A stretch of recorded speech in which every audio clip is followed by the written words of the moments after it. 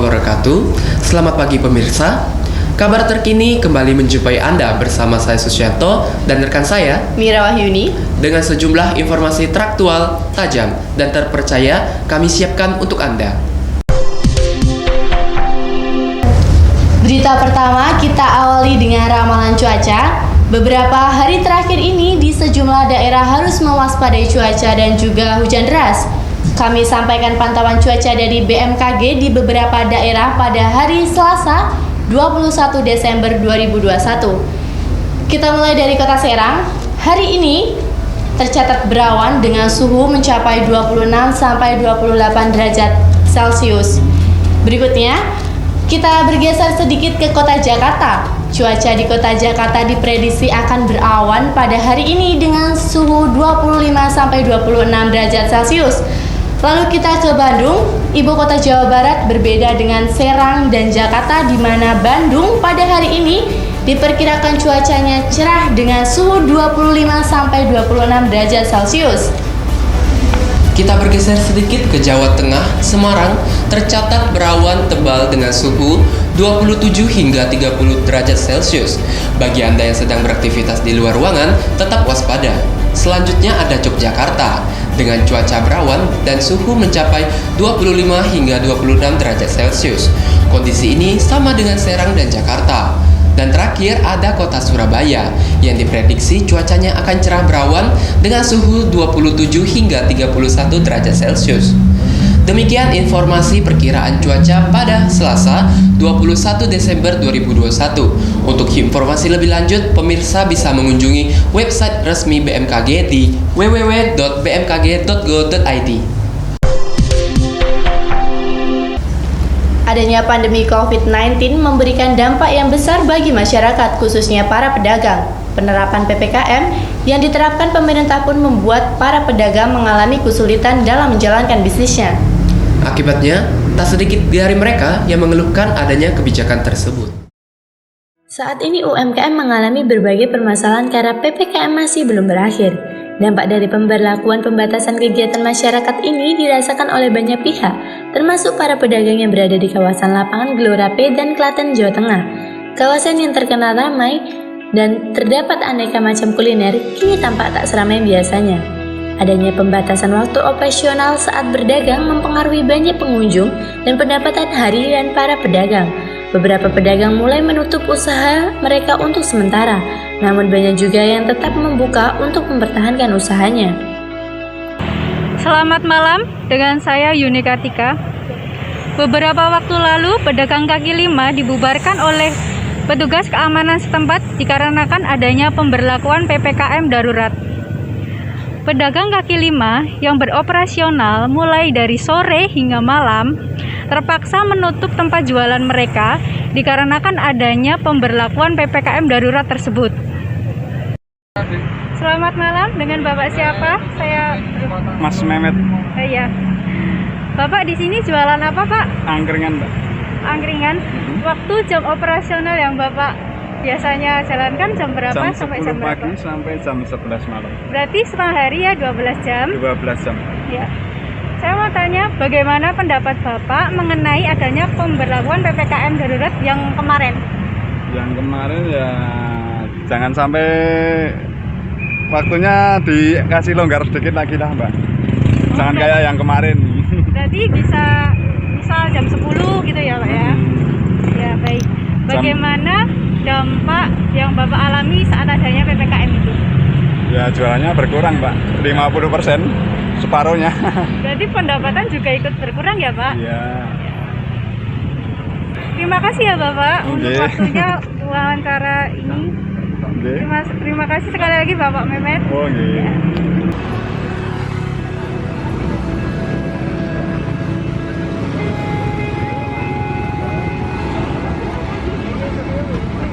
Dan sekarang saya sedang bersama dengan salah satu pedagang yang terdampak adanya PPKM.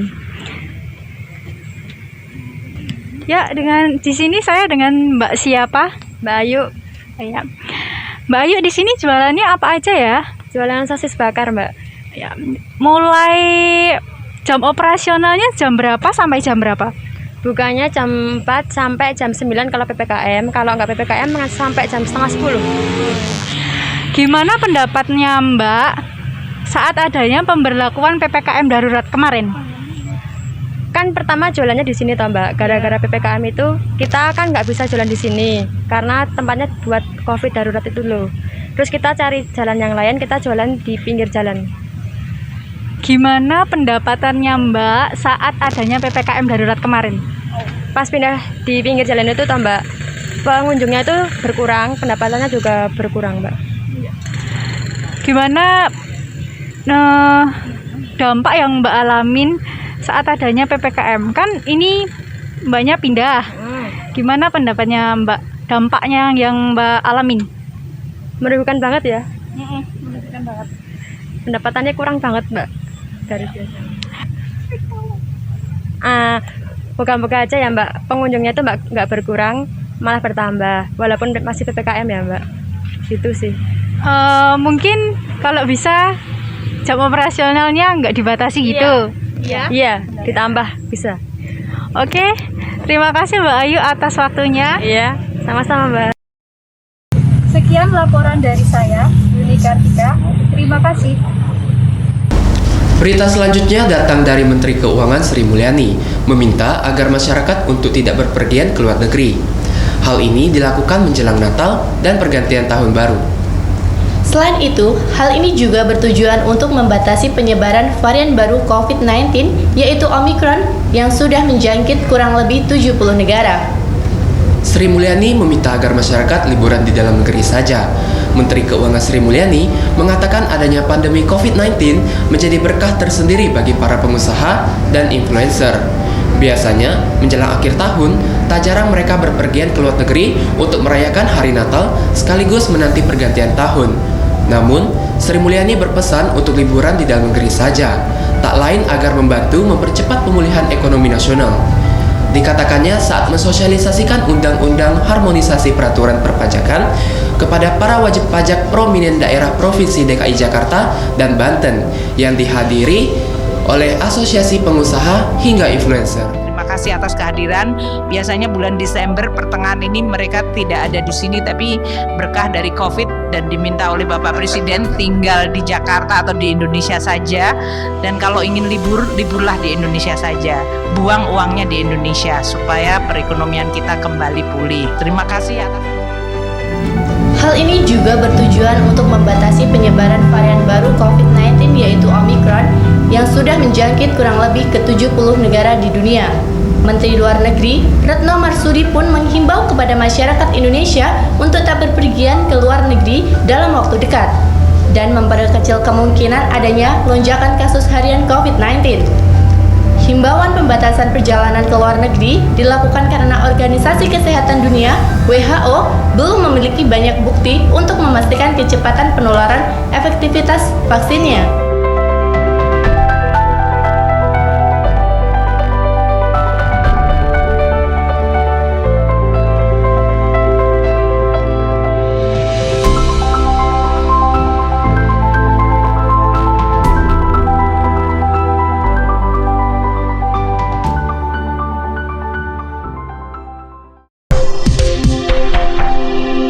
Sebanyak 12 santri menjadi korban pemerkosaan yang dilakukan oleh Heri Wirawan, seorang guru pesantren Kota Bandung.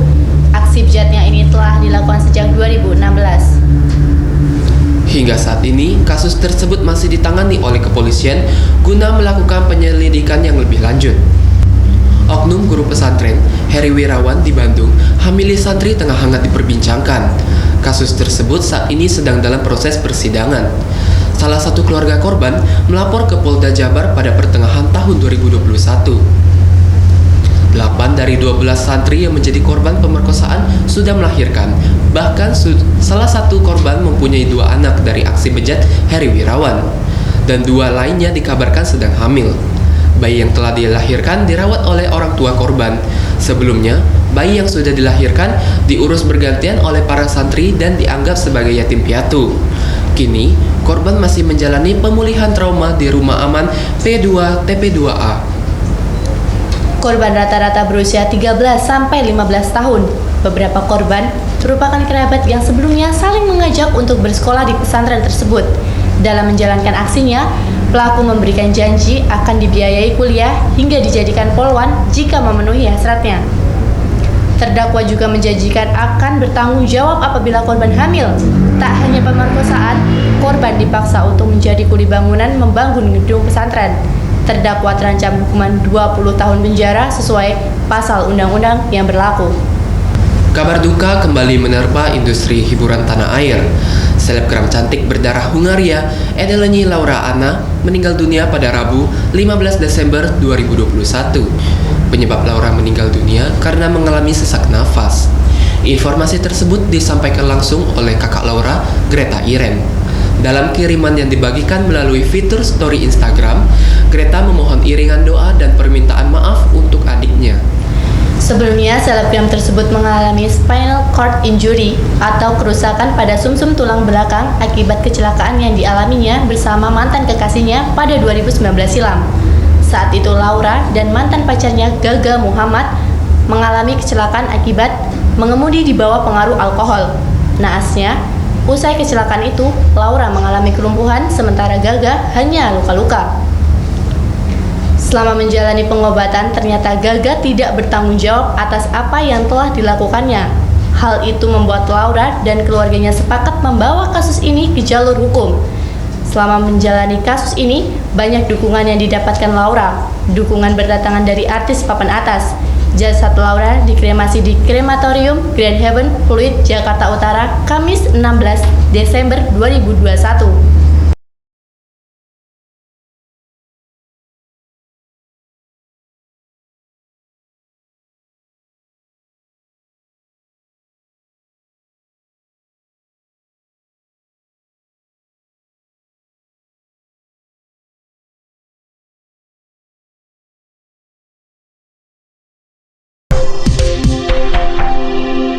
Berita kali ini datang dari seorang ibu rumah tangga asal Wonogiri, Jawa Tengah.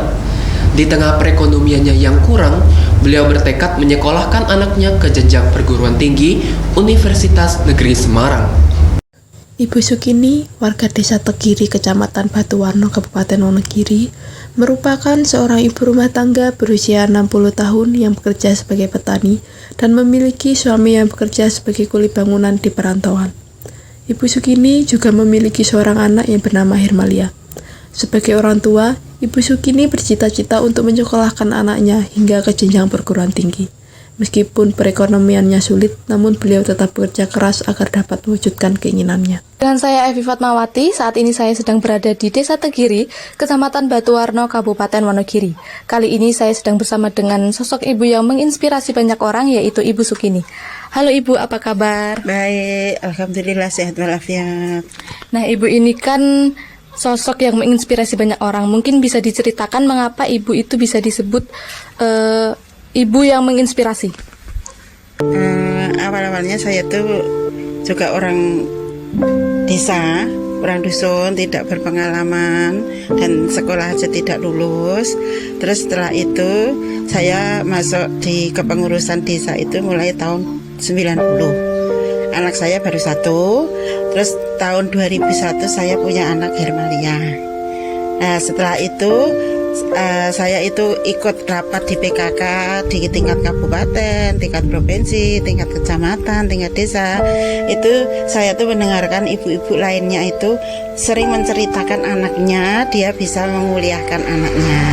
Terus saya tuh pengen yang punya anak yang kedua ini yang namanya Hermalia itu saya pengen setiap hari saya pulang dari rapat itu saya pengen mudah-mudahan anak saya sekarang baru TK, besok sampai saya bisa menyekolahkan sampai perguruan tinggi.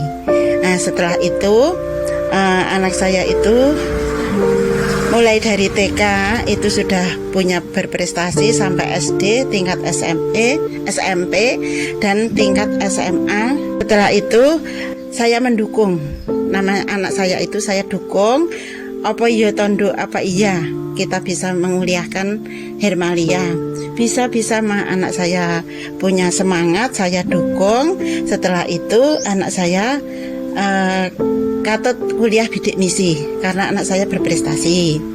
Setelah itu mau masuk kuliah aja udah susah, alatnya banyak, punya HP, punya laptop. Setelah itu anak saya Katut Bidik Misi mendapat beasiswa. Yang pertama, semester pertama dapat beasiswa dari Semarang, dari kampus itu untuk beli laptop. Terus yang kedua, tahun berikutnya anak saya mendaftarkan ke tingkat Kabupaten Wonogiri, itu mendapat beasiswa dari tingkat kabupaten. Tahun 2020 ini mendapat 12 juta 1 tahun. Alhamdulillah. Hermalia Adinda Putri merupakan anak dari Pak Tohari dan Ibu Sukini. Hermalia yang sedang melanjutkan studinya di Perguruan Tinggi Negeri Semarang membuatnya harus belajar dengan giat untuk mendapatkan beasiswa bidik misi dari UNES. Dan tidak hanya itu saja, dia juga harus berusaha mendapatkan beasiswa berprestasi yang diselenggarakan oleh Bupati Wonogiri. Sekarang saya sedang bersama dengan anak dari Ibu Sukini, yaitu Hermalia. Boleh tanya-tanya sedikit ya Mbak? Ya, silahkan. Bagaimana aktivitas Mbak sehari-hari selain kuliah online? Saya juga mengikuti organisasi seperti HIMA, terus saya juga mengikuti organisasi daerah, saya juga mengikuti organisasi dari kabupaten, dan itu saya juga membantu kegiatan sehari-hari ibu di rumah. Lalu apa kendala yang dialami selama menjadi seorang mahasiswa? Kendala saya selama menjadi mahasiswa itu saat ini kan kuliah online ya, jadi penjelasan dari dosen itu tidak terserap dengan baik karena hanya melalui meeting atau kalau secara langsung itu lebih enak didapatkan. Kemudian apa target atau cita-cita yang ingin dicapai setelah lulus dari UNES? Target atau cita-cita saya yaitu ingin bekerja di sebuah perusahaan yang terkenal dan menjadi seorang manajer, tentunya juga membahagiakan kedua orang tua saya. Demikian laporan dari saya, kembali ke studio. Itu tadi kisah inspirasi Ibu Sukini dari Wonogiri. Kita beralih ke Kabupaten Boyolali, tepatnya di Kecamatan Selo. Untuk para pecinta kopi, kita ada rekomendasi kedai kopi yang menawarkan sensasi ngopi dengan pemandangan pegunungan yang indah. Berikut liputannya.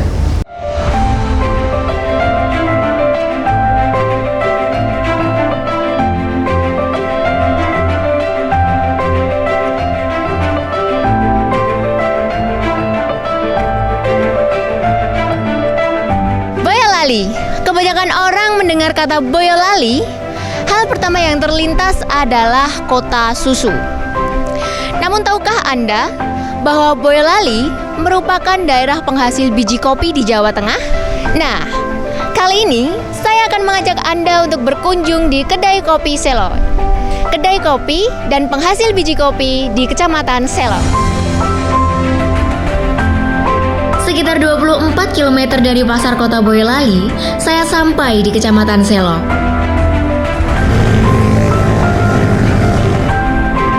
Pemandangan gunung serta perkebunan yang indah menyambut saya selama perjalanan menuju Kedai Kopi Selo.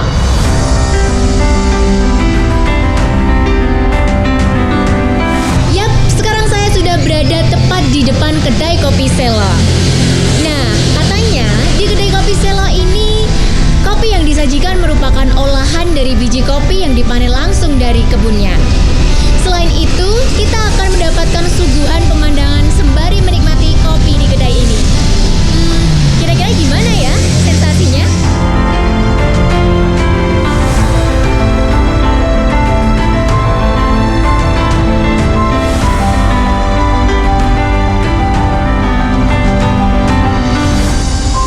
Produk kopi yang dihasilkan dari kopi Selo diberi nama Selosa. Bukan hanya diproduksi untuk kedai kopi Selo sendiri, tetapi juga didistribusikan ke berbagai daerah seperti Jakarta, Subang, Batam, hingga Bali.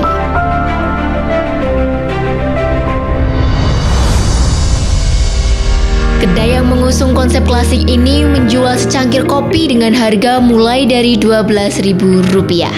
Nah, di depan saya ini sudah ada 1 gelas kopi susu.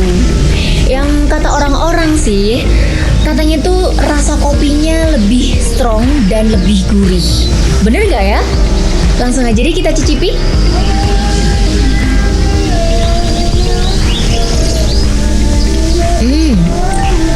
Bener sih, rasanya emang gurih dan lebih strong.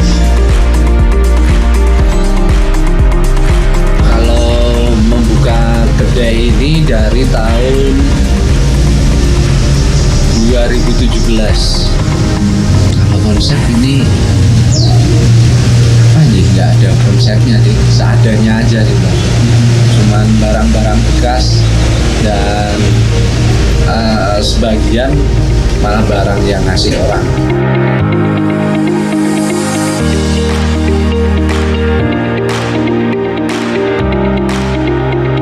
Sekarang ini saya sudah berada di kebun dari kedai kopi Selo yang letaknya sekitar 500 meter dari kedai kopi tadi.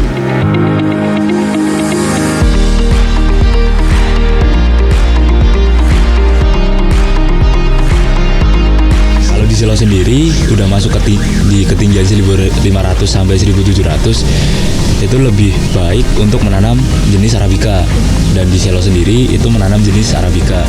Kalau ciri-ciri buah yang siap panen biasanya berwarna merah, memiliki brick atau kadar gula itu mencapai 15-20%, ada yang ukurannya sampai 7 mili, ada juga yang sampai 1 cm, 1,5, itu juga tergantung varietas.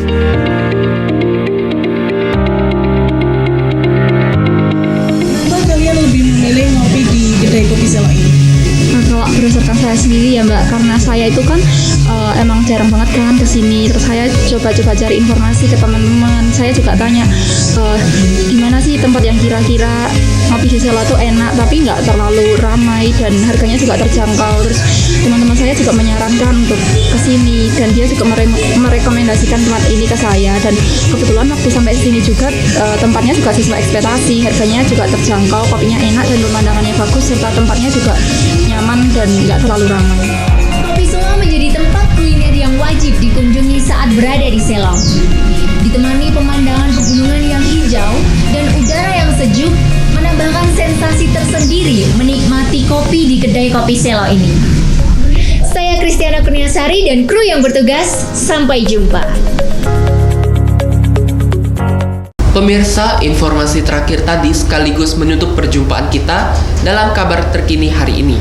Saya Susianto Dan saya Mira Wahyuni, mewakili tim redaksi dan seluruh kerabat kerja yang bertugas mengucapkan terima kasih dan sampai jumpa. Wassalamualaikum warahmatullahi wabarakatuh.